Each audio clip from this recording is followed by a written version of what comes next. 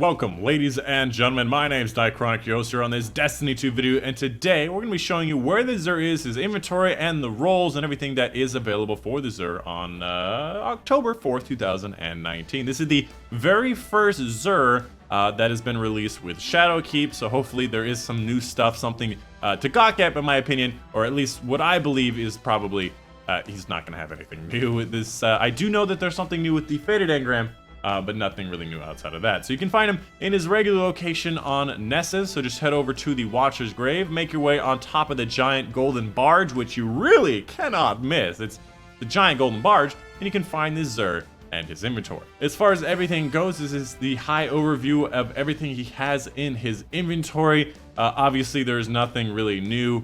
Most of the stuff is from the base game. Something I will say, however, is if you are trying to level up your characters, it is something to note is that all of these items can be obtained at any point by any character. So for example, I'm on my second character and my third character will be my hunter. So it would be in my advantage to get this armor to send over to my hunter. And that way he starts off with a 909 chest piece and he can level up a lot faster. This is a kind of mini strategy as you go along. As soon as Xur comes around, with your highest level character, go pick up the armors for your other characters and you just get a nice little benefit. Something that is new with the Xur is the Faded Engram has slightly changed its pool. It now can drop any of the world drops from year 2 and year 1. So not things like Jotun, which are tied to specific things, but all of the world drops that are available in year 2 and year 1 should be available in this Faded Engram. Let's go ahead and get started with the Wardcliff Coil rocket launcher. Honestly, the only thing you really need to know about this weapon is it's basically a shotgun rocket launcher. Fires a volley of rockets. It's extremely powerful in PvP. Honestly, it's my #1 favorite.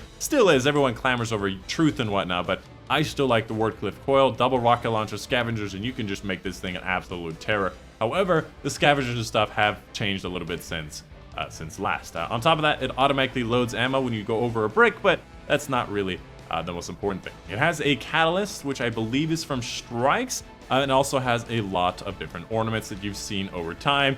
It's pretty much what you'd expect, has gone through a lot of iterations and a lot of changes, but it's just really effective in PvP and still really effective in PvE. Highly recommend you get it, especially if you're coming in with new light. This is a weapon that you're gonna use a lot over a lot of different things. Moving on to the Titan Exotic, we have the AC/DC feedback fence, which is actually literally the armor that my tiger is wearing in my channel banner. It's one of my favorite looking exotics from Destiny 1, and it came back in Destiny 2 as a very piss-poor exotic. Has been buffed twice since its instance in the base game, but honestly still is not the greatest. So what does this thing do? Basically, melee kills build up energy, and being struck by a melee attack reduces the incoming damage and unleashes the enemy in a devastating explosion. Honestly, it takes too much melees to actually get that built up, and it doesn't do enough damage to the enemies that actually strike you. But again, it has been buffed several times since then, so it is better than it used to be. It used to do like literally 2 damage to thralls that hit you when you can shoot them for over 100 damage. As far as the roles go, because no longer can we actually talk about these kind of roles, we have to actually talk about these kind of roles. As far as the role goes, good synergy with strength with the actual build. It's all about melee, so it's good to have strength in it. Outside of that, resilience and recovery are definitely good things to have on a Titan and just in general to have. And the overall total amount is 48, which seems to be the average for exotic. So definitely above average roll for a below average exotic. Moving on to the Warlock Exotic, we have the Nezarec Sin. Basically, void damage kills increase ability energy recharge rate. So any of the energy weapons, power weapons, or abilities that are void will actually count and give you ability energy recharge rate. And of course, the ornament looks dope as hell. Just wanted to mention that. I love the ornament. It's very nice. Overall, this exotic is good, however, has been replaced by a lot of different things for different activities. There's no instance that I would use this particular exotic because there are other better options that I have. But if you don't have a lot of options, this is very, very good for Warlocks.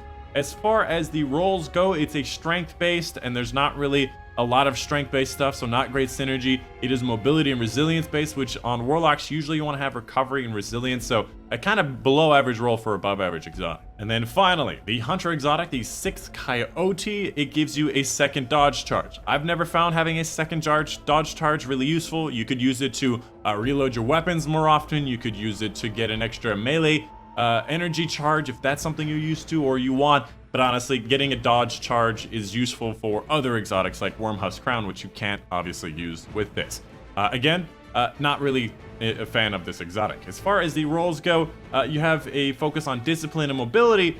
Not really something that goes well with his exotic. Maybe you could say, hey, mobility is good if you like dodging around, but not a great roll, to be honest. A below average roll for a very below average exotic. And that's pretty much it for the different items that he has available. Again, make sure you're picking up 5 of swords if you want to get easier nightfalls or higher scoring nightfalls. And of course, make sure you're picking up your invitation of the 9 if you want to get some lore and I believe powerful stuff, but this might be on level. It used to be powerful rewards, but this might be on level. Let me know in the comments down below if you finished one of these. I haven't yet, so I don't know if they're powerful or not. And then finally, I did want to get a faded engram to see if it's anything new. I believe I have everything from, yeah, so that's something I already have. But that's it. Hope you guys did enjoy that. Let me know in the comments down below if you have any questions, any concerns, recommendations, and of course, let me know how you're enjoying Shadowkeep.